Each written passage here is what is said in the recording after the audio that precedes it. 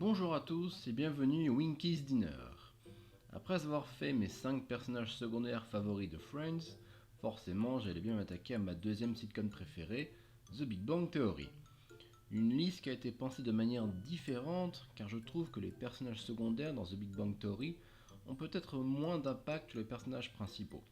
Il y en a beaucoup qui ont servi d'intrigue amoureuse encore, mais l'accent est beaucoup plus mis sur le ressort comique plutôt que sur le ressort romantique par exemple. Encore une fois, il y a beaucoup de guest stars qui ont défilé à travers les 12 saisons, mais la plupart ont surtout joué leur propre rôle en fait. Il y a eu donc beaucoup de choix, mais passons à mes 5 préférés tout de suite qui sortent du lot. Numéro 5, le professeur Proton. Apparu à la fin de la saison 6, c'est un personnage qui a eu une très bonne introduction, l'épisode de son apparition étant très drôle et avec une morale assez bienvenue à la fin sur les gens qui nous servent de modèle et du souvenir qu'on laisse derrière nous. Mais ce personnage a une particularité qui le rend unique dans la série. Les scénaristes l'ont fait mourir à la fin de la saison 7, ce qui au passage donne un moment très touchant entre Sheldon et Leonard. Mais sa disparition ne l'a pas empêché de continuer à faire des apparitions. J'adore l'idée de le faire apparaître en vieux Jedi façon Obi-Wan Kenobi. Non seulement c'est complètement logique dans le subconscient de Sheldon, mais en plus ça donne des images assez drôles. Le professeur Proton fait partie de ces personnages qui ont laissé une trace à l'intérieur des personnages. Et j'aime beaucoup l'idée d'avoir parlé de transmission et de rôle modèle à travers ce personnage, tout en continuant bien sûr à faire de l'humour. But I'm hanging out with my friend and we're having fun. Yeah, look how happy he is. Numéro 4, Beverly. La mère de Léonard fait partie de ces personnages marquants de l'univers de la série. Elle est apparue pourtant que dans 16 épisodes, alors que la série en compte quand même 280.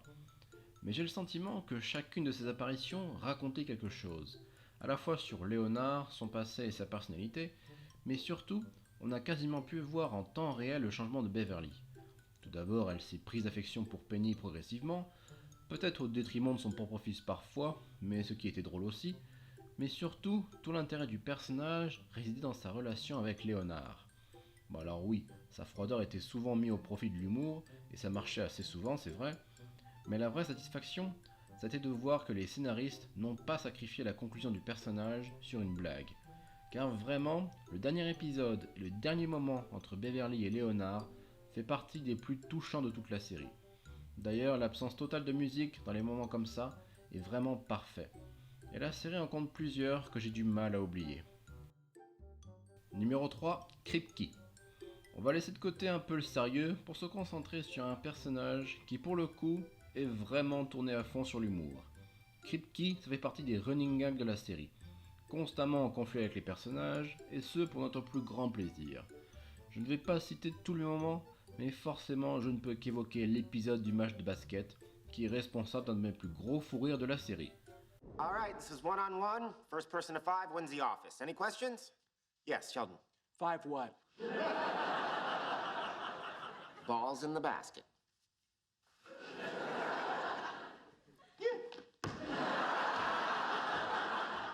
Entre son accent très forcé et ses répliques, il avait tout pour finir dans les favoris. On peut quand même noter qu'il n'a pas tout le temps été sadique non plus avec les personnages. Il a quand même eu un rôle à jouer dans l'obtention du prix Nobel de Sheldon et Amy. Même si jusqu'à la fin, il aura toujours plaisir à vouloir se payer leur tête. En somme, un personnage fidèle à lui-même. Numéro 2, Emily. Je ne vais pas y aller par 4 chemins, mais Emily, c'était la meilleure partenaire de Raj. L'une des meilleures intrigues romantiques de la série, et quel dommage, mais quel dommage que ne soit pas allé plus loin. En soi, le personnage n'a pas forcément de caractère sujet à de l'humour, juste qu'elle aime les films d'horreur et aussi se faire peur, ce qui faisait un beau contraste avec Raj.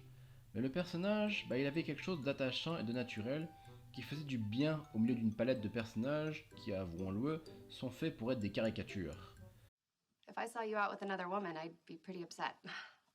Thank you. Not just for being upset, but for believing that could happen. Tout laissait croire qu'elle était partie pour durer, car sa relation avec Raj s'est étendue sur 3 saisons quand même. Et puis elle a même eu de vrais échanges avec l'ensemble des personnages, notamment au cours d'un épisode très réussi où elle tient tête à Sheldon et parvient à le faire plier. Mais sans vraiment de raison, les scénaristes décident d'une rupture avec Raj, ce qui coupe malheureusement net à la progression du personnage. Bon alors oui, je suis déçu de la manière dont ça s'est fini pour Emily, et elle méritait mieux, mais elle méritait aussi sa place ici. Numéro 1, Stuart. Ce n'est pas vraiment surprenant, Stuart c'est un peu le Gunther de The Big Bang Theory. L'un était le gérant d'un café où la bande se retrouvait sans arrêt, l'autre est le gérant d'un magasin de BD où la bande se retrouve sans arrêt. Ce qui est amusant, c'est qu'au départ, Stuart était écrit différemment. Il était quelqu'un avec de la confiance, de l'humour, et qui a même réussi à décrocher un rencard avec Penny très rapidement. Petit à petit, ça a changé dans l'écriture du personnage, pour en faire quelqu'un de névrosé, de timide, et c'est justement comme ça qu'il est devenu plus amusant, voire même plus intéressant. Stuart s'est trouvé une place dans le groupe tout en restant toujours sur le bas-côté. Et au fil de ses apparitions sur plus de 80 épisodes, il a fini par être incontournable et récurrent. C'est un personnage que j'apprécie énormément car il a un bon fond et un côté enfant dans un corps d'adulte.